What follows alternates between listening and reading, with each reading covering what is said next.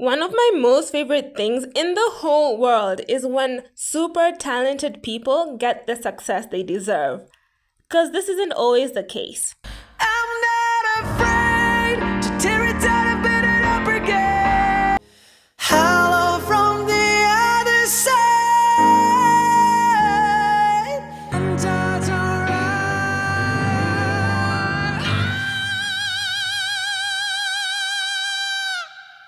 Most people are trying to manifest their dream life. Meanwhile, Taka from One OK Rock or One Ok Rock and Jeff Satur were rehearsing the roles they already decided to live. This isn't about luck. It isn't even about raw talent, although both have plenty. Why does it feel like they don't feel good? We're kinda high by your side. This is about identity, persistence, and a decision made in private long before the world caught on to become. Taka, the magnetic frontman of One OK Rock, walked away from J-pop conventions and stepped into a rock identity so fully that his entire frequency changed. And Jeff Satur, a fluid, stylish visionary, stayed unwavering in his artistry through the years of silence before one role, Kim in Kin Porsche, made the world stop and listen. But neither man arrived. They transformed again and again, not by hoping, not by visualizing, but by shifting their identity from the inside out until the world had no choice but to reflect that change back. Success leaves clues and I'm fluent in evidence. Welcome to Manifesting Gloria, where we demystify the profound and simplify success principles. Using the example of Taka and Jeff, we can also improve our lives by following the blueprint they both generously left for us.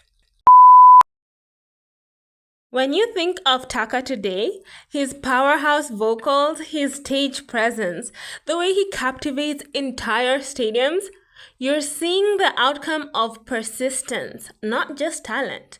But rewind the story and you'll see a boy who defied comfort, tradition, and expectations to build his dream from nothing. Born into fame as the son of the iconic Japanese singers Shinichi Mori and Masako Mori,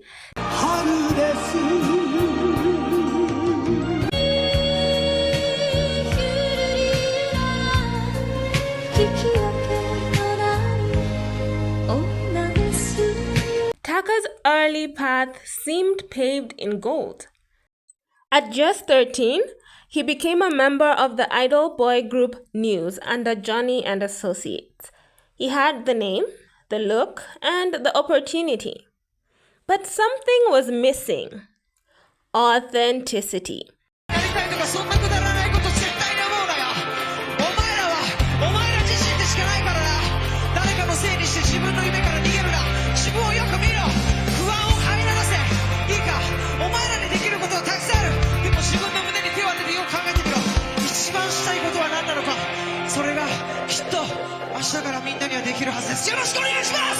Taka didn't just want to be seen.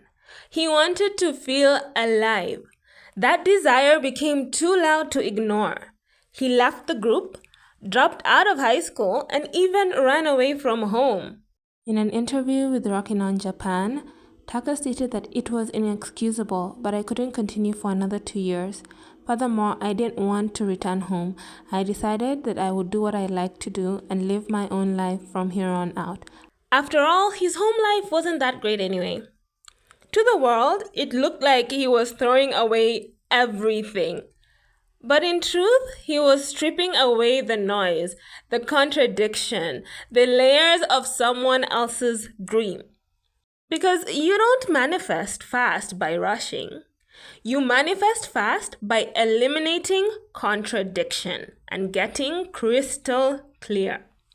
At one point, Taka even got into an argument with his former bandmates. He said, "What are we actually doing? I'm planning to live with this band and be a part of this band really until I go out, until I die. But what about you guys?" After leaving Johnny's, Taka wasn't just chasing a dream. He was rehearsing the role he already booked. He began vocal training, grueling, obsessive, focused. He listened to Western rock. He studied English. And he tore his vocal cords just to stretch them wider. Every note, every scream, every growl you hear now was earned through hours of deliberate practice and rejection.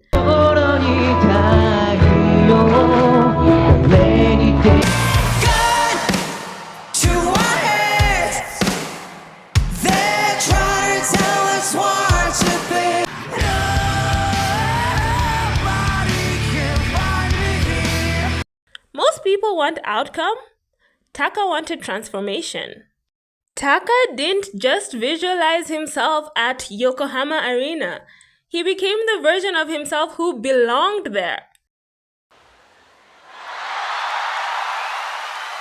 Persistence wasn't a choice. It was his only route to becoming the artist he already knew himself to be. In 2005, Taka joined a newly forming rock band, One OK Rock, after Toru heard him sing and obsessively followed him around until he agreed to join the group. At that time, they were nobodies, unknown, uncertain, but aligned in vision. And alignment matters more than applause when you're building a legacy.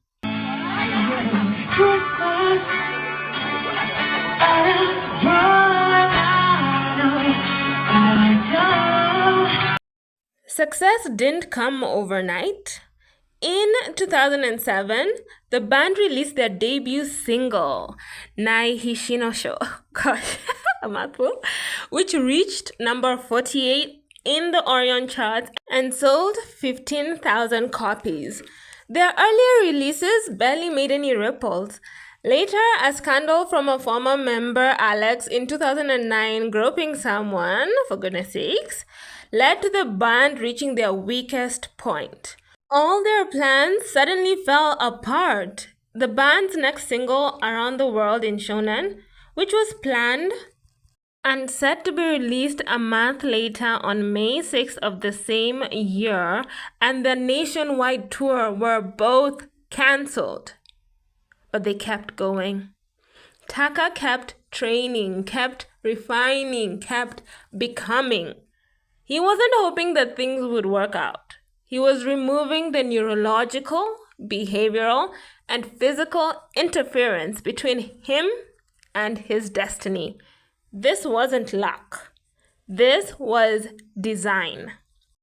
みたいにワンオクロックは常にチャレンジをしていろんなことをトライして人としてもミュージシャンとしてもやっぱり成長していきたいっていうそういう思いがあるバンドなので By the time One OK Rock released The Beginning and Clock Strikes, Taka had become the kind of artist who could carry emotion across continents. The world took notice.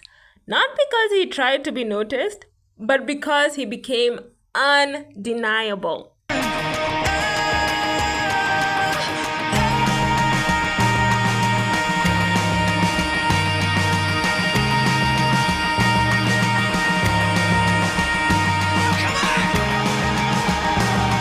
This is the power of persistence. The kind that rewrites your identity at a cellular level. The kind that says, I don't need to manifest the outcome. I am the outcome. Like Taka, your dreams are not waiting for you to find the perfect mood, moon phase, or moment to manifest. They're waiting for you to rehearse the role you've already booked. They're waiting for you to become so congruent, so committed, that the universe has no choice but to catch up. Taka didn't just become a rock star. He removed everything that wasn't. And that's how persistent works, not by forcing reality to bend, but by becoming the version of you who no longer needs to chase it. You become a version of you that your desire cannot resist. Introducing Jeff Satur, another extremely talented, extremely gorgeous, and persistent musician who impressed me with his grit and ability to become one of the most talented musicians in the Thai entertainment industry. Where you're at now.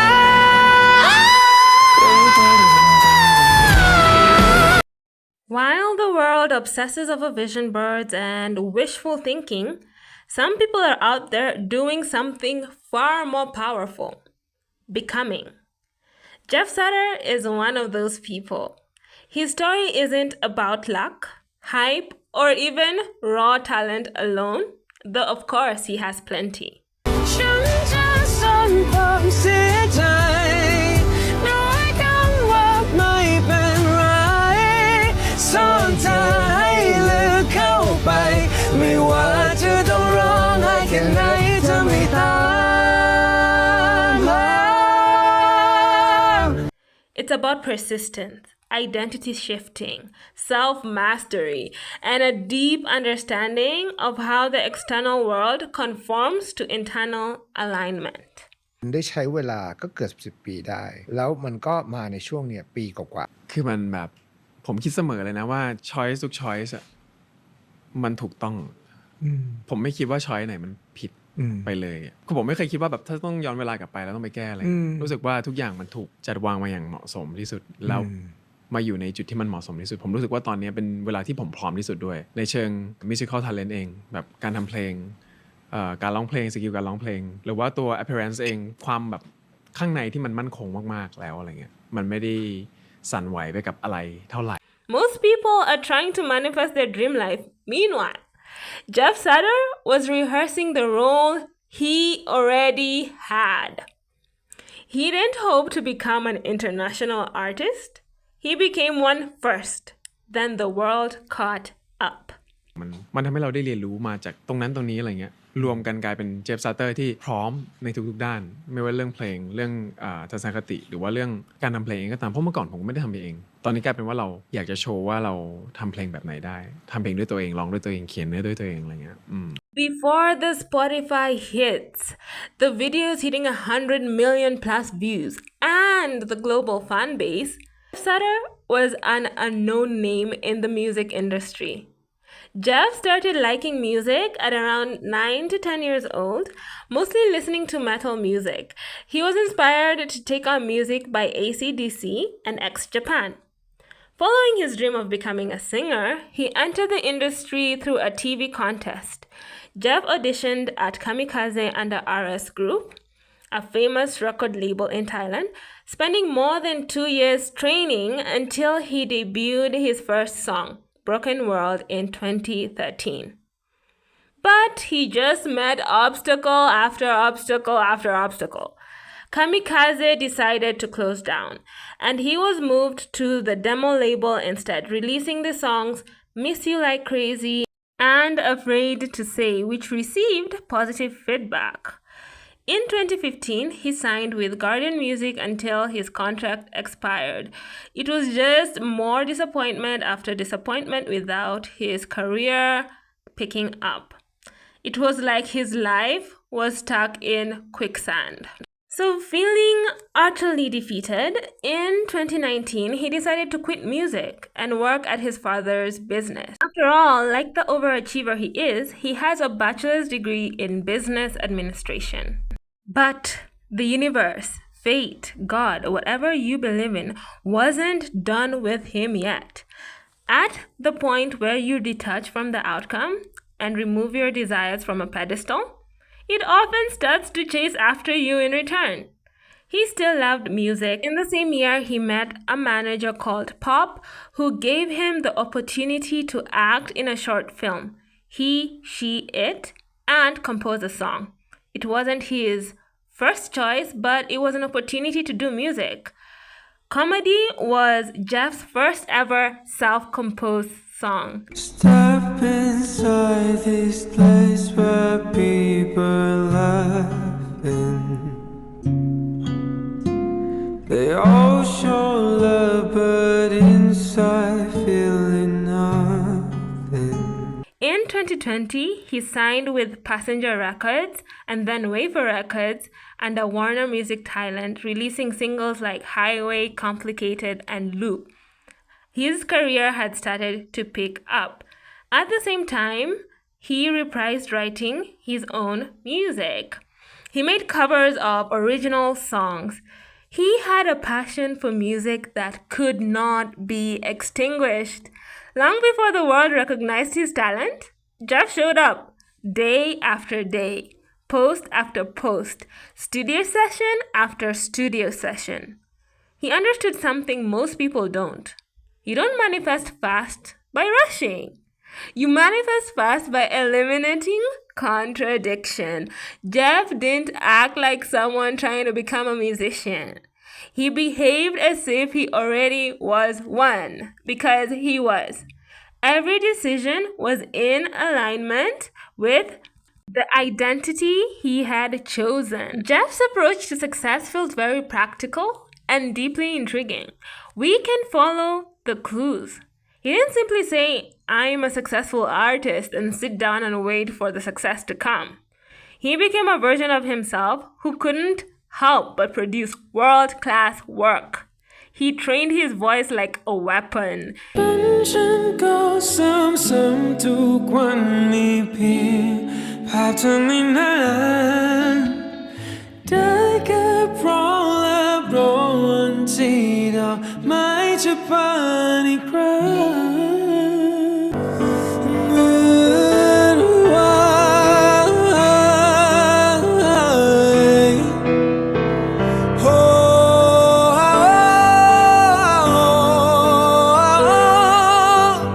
He refined his image. He studied what made performances captivating. He aligned himself so completely with his desired future that it felt inevitable. This is the principle most people miss. Manifestation isn't about hoping. It's about removing interference. Becoming so true to your chosen identity that doubt has no place to land. There is a kind of persistence that never gets praised because it happens in silence. Jeff Satur persisted in the shadows. When his content didn't go viral, when labels didn't call him, when nobody seemed to be watching, he kept creating. What most call overnight success is simply delayed recognition. Jeff didn't explode. He evolved. Every step he took in private was a seed that eventually bore fruit in public. He treated every small opportunity like it was the main stage. That kind of persistence is rare because it requires a belief deeper than motivation. It requires identity. Motivation can waver, but identity, it's stable. It's structural. When you become the person who wins, you behave in accordance with victory long before it arrives.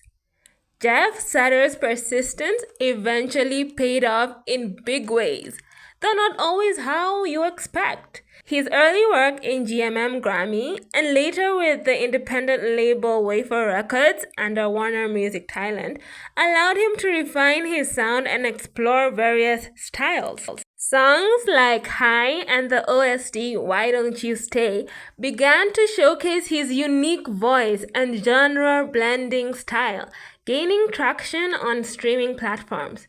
However, the turning point came with his role in the 2022 Thai BL Kin Porsche the series.